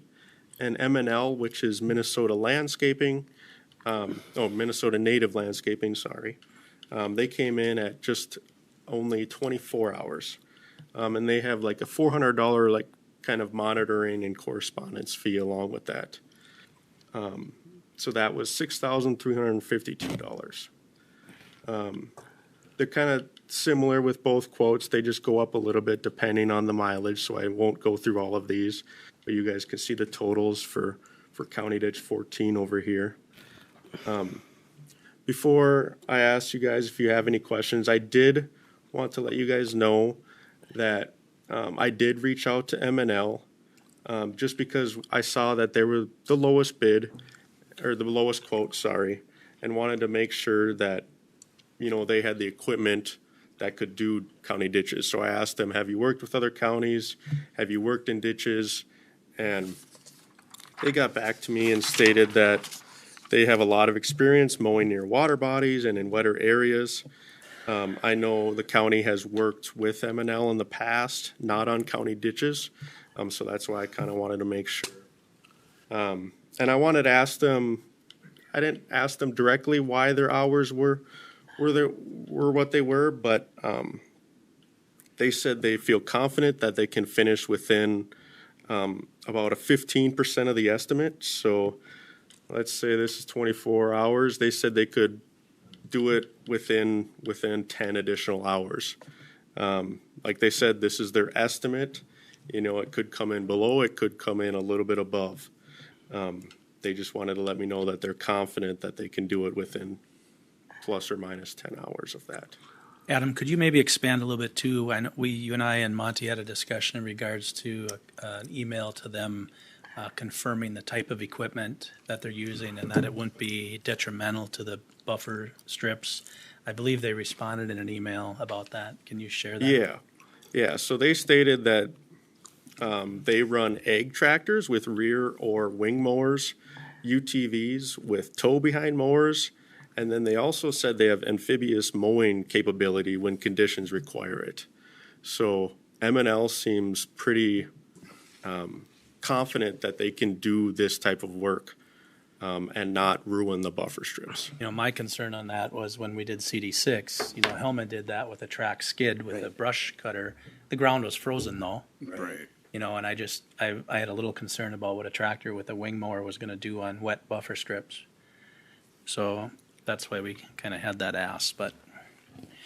The other thing that concerns me a little bit personally is the first two, Tree Story and Hellman is the one that did the repair on these two ditches. They're basically the same in their estimate on their hours. Hellman ought to know the ditch more than anybody else, both ditches, but then the other two are significantly less, and so it's a little concerning, but maybe at the same token, with Minnesota Native Landscape, is that what it is? Yep, correct. Which I think you mentioned, we worked with them, Monty, didn't we, up at Benton the River Park? Yeah. Yeah, they did a lot of work on the park. Yeah. Do that. So we've had, And we'll continue doing a lot of work. you know, it's obviously it's significantly less, so is it worth the try? That's gonna be the question. Mr. Chair, do we Yep. know if that is M&L local? Yes, I'm not sure exactly They're out where of Rogers. Rogers. Yeah. Mr. Chair, Go ahead. so Adam, you said that this is just an estimate? Yes, Said that they could give or take 10 more hours? yes. So when we ask for a quote, is that included? I'm sorry, I'm trying to figure out Yeah. how we're That's going to what I was, add. where I was It gonna. should be not to exceed. It should be not, yeah. Yeah, so in the quote, I just put, because we don't have a lot of, experience mowing these buffer strips. We're just kind of starting to maintain these buffer strips. So in the quote, I mistaked and did not put the not to exceed number. I put in, you will be paid the amount it takes you to complete the project. So in future quotes, I will say that your estimate, and it cannot exceed that. Well, Mr. Chair. Go ahead. In clarification, I think we're enough in front right now to where you could go back to them and say, we need the not to exceed number Right. in order to move forward. Absolutely. Yeah, because if we go the, and to be quite honest, if you add the two projects together, they wouldn't be low. It would be the cars, correct? 15 and then 6, yep. Yeah, little bit. By a little bit. it depends if you guys would want to keep this separate for the ditches, or if you want it kind of a conjoined project where you would want the same. Well, and to your point, Commissioner Kapinski, as long as we're that far in front of it, we could go back to them and ask them to combine a number for the two ditches. So I hate to belabor this, but if you go back and change the kind of conditions of the quote, shouldn't we ask all the companies Yes. to requote? Well, Yes, absolutely. Yeah. I see. Thank you for That clarifying could be that. just an email, just say, hey, we need a not to exceed. It's entirely likely those quote numbers will change. Yeah. It will. To that Yeah. point, I think I sent an email, we talked about maybe a potential another option is, through herbicide prevention. Yeah, So I know there's a local contractor that does that. We're probably gonna have to look at that if we're gonna get into the actual open channel area of these ditches, because we're just talking about buffers now. But maybe To get herbicide brush control, application basically, might we're be talking about. brush control in Yeah. those areas too. yeah, So because. we may wanna look at that option. And obviously, when you mow, kind of a willowy brush, every time you mow it, it's gonna kind of get wider and wider. So I know other counties like to do, general mowing every few years, but then they also, on those years they're not mowing, they do some herbicide treatment to make sure that brush doesn't continue to expand and Because the goal is to get them to grassy buffers. Yeah. Right. For local landowners Yeah. to hopefully maintain them for the ditch. So yeah, I think mowing is a good first step in getting these ditches maintained. And then, like Scott just said, I did get contacted from someone who does, this herbicide treatment, and they are local. They live over by Oak Park. And I plan to meet with them sometime shortly just to kind of Yeah. see how they work and their costs and stuff like that. And then I would bring that back to you all. That would be good. Mr. Chair, I have a question. What do we do? I see it says we received them 40 minutes past the deadline. How do we deal with that, Mr. Chair, or Adam, or Monty? Well, I think first of all, Adam's going to get new quotes from you based upon a different set of conditions. Yeah. This was not a formal bid. It wasn't a sealed bid, so, I think we can be flexible on the time frame. Okay. Yeah. Yeah, so again, Just have it for not a next sealed board. bid situation. Sure. I just wanted to make sure that I understand the process. Yeah, right. If people are gonna be late on their bid process, Sure. do we allow that? So do we have consensus that we're gonna, We gotta ask for updated quotes, Yep. not to exceed numbers? Right. And, okay. Yeah. And I think we should ask for a combination bid also. Yeah. In this case, what would the price be for doing them both? Yep. That would make sense, yeah. Commissioner Bonight? Yeah, I would like to see what we see here, but I also would like to see the next step of if you were awarded both, what would this be? Because they might give you a better deal if they're getting both ditches. That makes sense. I can do that. I will send an email to each of these four companies who gave us a quote. Like you said, I will ask them to give us a not to succeed number, and like Monty said, that it may change the quotes, but we will see that at the next board meeting if I receive all these quotes back. Sure. I guess my question to you all, if I don't receive a quote back from one of these companies before the next ditch authority meeting, do you want me to push this back to the subsequent meeting, or just do the ones that I receive back? If they can't do it in 2 weeks, that's Yeah, my, I mean, yeah, they should have that back here by the February 3rd. yeah. I think it's the 3rd. And just for a note, I'm gone the 17th. Okay. All right. So, yeah. Whatever you should get give back them by then, plenty I of think, as time. we deal with it, yeah. Fair. Yep. I think this will also, if you put that in your email when you send it out, this will also tell you if that car tree service is gonna be on time with their bid or their quote this time or not. Sure. That makes sense. All right, any other questions for Adam? Maybe, Mr. Chair, maybe also check on like the top or the bottom two or the two that are in contention, their references. All right.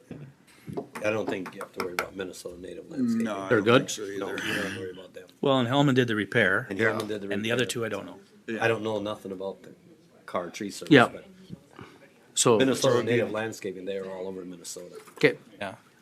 well, they know what they're doing then. Any other comments? Before I close this out, I just want to say thank you to Adam. He took some time and met with myself and Monty, and he's kind of gotten a lot thrown on his lap since Chris' departure, so we want to make sure we're supportive and can do what we can do to help out as he's going through this big learning curve. So thank you for that. Absolutely, thank you. Anything else? Thank you very much. Anything else? All right, we're adjourned at 10:42. Thank you, guys. Back to the board chair. Thank you. Okay, now, Thank you. go to the commissioner meeting updates first. Make it quick. I can start. if Quick. you'd like. Okay. Had a planning commission meeting on January 8th. The next day on the 9th, Tri-County Solid Waste Subcommittee. That's myself, Commissioner Felber from Sherburne, and Commissioner Persky from Stearns. Of course, we had our goals session down at Dwellum on the 12th.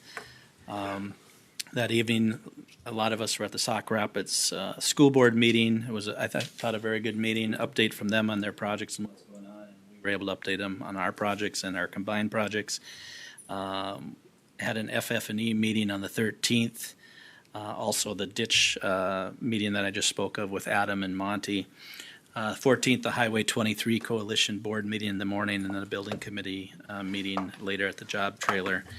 And then on the 16th, I had a very preliminary discussion with Roxanne and Luke in regards to Tri-County Solid Waste. Was notified by Pope Douglas that their intent is to start decreasing the Tri-County solid waste tons by 5,000 tons a year till the end of the contract. So we've got to start having some deeper discussion about what that means for Benton County as we move forward. The one thing I threw out about that is that we should really be looking at the big picture here, and is Benton County really long-term going to be involved with Tri-County solid waste? I'm not saying it shouldn't be. I'm not so sure it should be.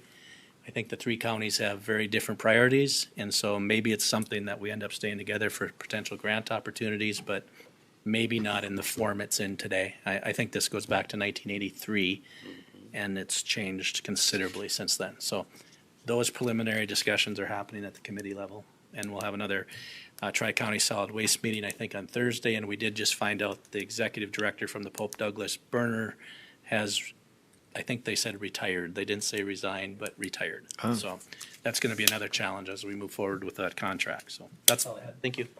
Mr. Chair, I can go next. Mine will be very quick. I had a lot of the same meetings you had. And then I had our APO meeting. I did get the chair again, so I got one more year left on that. And then that'll move over to Mayor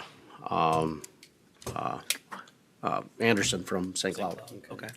That's all I got. Congratulations. Thanks. I did, go ahead. I had an RSVP meeting on 1/8, and a Career Solutions meeting on 1/8. I did a Minden Township meeting on 1/8. Went to the annual goal setting meeting, did the Sauk Rapids Rice School District building updates, and then I had a MICA meeting on 1/14. I had the goal setting, and then Micah meeting was quite interesting. We had the Commissioner of Commerce and the Transportation Commissioner there. And the Commissioner of Commerce was talking about how this is gonna be the biggest bonding deal that they've had in recent years. That Just show us some money. to throw some money at things. Transportation, he's from Shakopee. You kinda got the feeling as he was talking more about, what's needed in the metro instead of what's needed in rural. So I think that's where that was going. Which is really weird because I just watched on TV, they said there's no way they're gonna get a bonding bill passed this year. Exactly. This is coming from he's kinda controlling the purse strings, Yeah. That's, and he's been there a long time. yeah. Yeah. Because it was just all over the news Yeah. over the weekend that they didn't think that they'd be able to do a bonding bill again. They said, the governor's office and Commerce Commission are all on board to have a large bonding bill. I guess we'll see. We'll see, yeah. Okay, Tuesday, January 6th, I had a Career Solutions meeting. The 8th, Criminal Justice Shack meeting. I had to do another Zoom meeting with Career Solutions, and then we had a Career Solutions Board meeting, and I had 2 other meetings that day. So, yes, I had 7 meetings on one day. I couldn't make 2 of them. Had the goal setting, we had the school board meeting, FFE vendor selection. I think that's it. So, okay. Comments by commissioners, concerns? Comment. Yep. Can we get an update on the 24 to 25 comp and overtime comparison? And we don't need it in a ream form. We don't need, we just need the overview. We don't, No, you're gonna get this. Nope. Nope. No, we want to save a few more trees, right, Commissioner Kapinski? yes. That'd be one oak. Yeah. Okay, I got written down. Okay. We don't have any committee of the whole yes, we meetings, do. Monty? Yes, you do. The AMC Legislative Conference is coming up March 4th and 5th in St. Paul, Riverfront.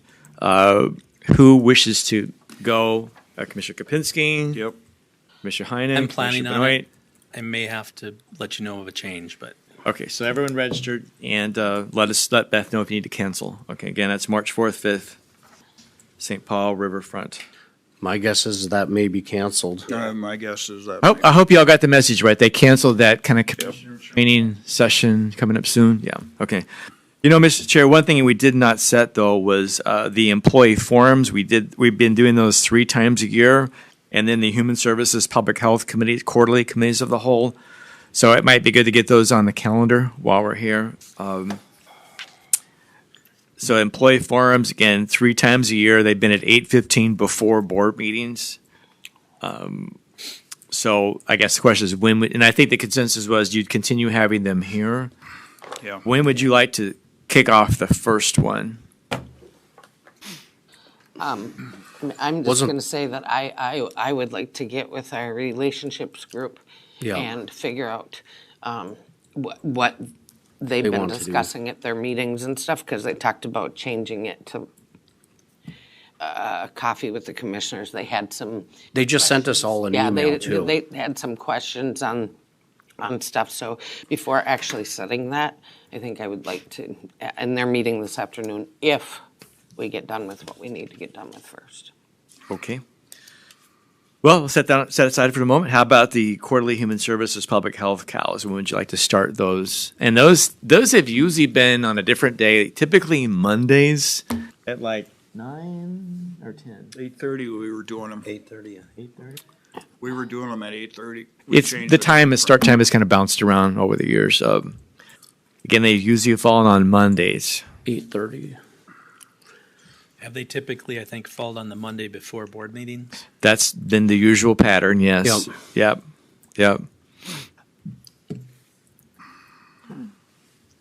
So when would you I like just want to make sure that if we do this, then we come to the board meeting, they don't go through that all again. I understand. I mean, I will make sure that message is clear to those departments, right? No repetition, right? Agendas first. Agendas, materials first, right, yeah. And only have it if you need it. In other words, Are we doing them 4 yet this year? Or are we doing, I thought we were going to dial it back. One. I thought they'd been quarterly. Yeah, they have been. So If needed. I thought we If did need- talk about that at goal session. Yeah, I thought we talked about going down to go 3. to 3? Okay, then let's go with 3 then. Okay. I'm sorry, I missed that Into comment. March then, or April? That's what I would do. If you're gonna do it, start at March. So the first one in March, so like either that'd be the 2nd or the 16th. Oof. I'm returning from vacation on the 2nd. Okay. That's the 16th then? Okay. And then, I At don't know. 8:30. 8:30, okay. I may have a conflict that day and I don't have the time until it gets closer, but let's set it. So then jumping ahead a few months, how about maybe July or so? You said three a year, right? So that'd be either the July 6th or the July 20th. Either one works for me. Either one Oh, works for no, me. let's do the 20th. 7/20. Off the 4th. And then the final one, how about November? So that'd be the 2nd or the 16th. Deer hunting the How 2nd. about October? Yeah, we're not. How about October? Yeah, That's the 5th or the 19th. 5th. 10. 10-5. Oh, 5? Okay. All right, so we got March 16th, July 20, and October 5th at 8:30. Okay. Forums to be determined. Yep. To be determined. Yep. Got it. Anything else? Yes. Beth asked me to schedule our next employee recognition. You know, we typically have those again in the morning before a board meeting, starting at 7 in the sheriff's office. 7 a.m. Is it 7 a.m.? 7 a.m. sheriff's office. We offer you these two possibilities: February 3rd or February 17th. I will not be here the 17th. Yep, and I won't be here the 3rd. We could. Beth's telling me we could do it in March too if we needed to. So we just set the 16th for your. No, I'm sorry. That's on a board meeting day. Okay, never mind. Sean. You could push it to March then. So that'd be what then? March 3rd or the 17th. I could do March Jared? 3rd. Do a 3rd? March 3rd. Well, isn't that Legislative legislative conference? That's in the That doesn't afternoon. start till noon. That's the evening. Yeah. Oh, okay. That'll be the evening, and then it's Wednesday and Yeah, I Thursday. come back March Monday 3rd. and then we got, You come back the 2nd. yeah. Why? So I'll be back for Thursday or for. This sounds the like I 3rd. heard March 3rd, 7 a.m. employee recognition. That's years of service recognition. Start at the sheriff's office at 7. We good? Did you want it the 17th instead? Yeah, I'd rather have the 17th. Oops, I can't we're do changing. The 3rd. He can't do, sir. March 17th. March 17th. And there might be times that some of us can't be there. It Right. doesn't- It's You know, if there's 3 of us there, it's. Mr. Chair, that's all the committee as a whole that we have. Move for approval of the committee of the holes, Mr. Chair. There you go. Second. got a motion and a second. Any further discussion? Call the question. All in favor, say aye. Aye. Opposed? Motion carries. Thank you. Monty, Are we ready for a closed session? and then we'll take a break first. Okay, so you take a break, but then at some point Break. we'll need a motion Yep. per the agenda item to go into closed session. Okay, thanks. We'll take a short break.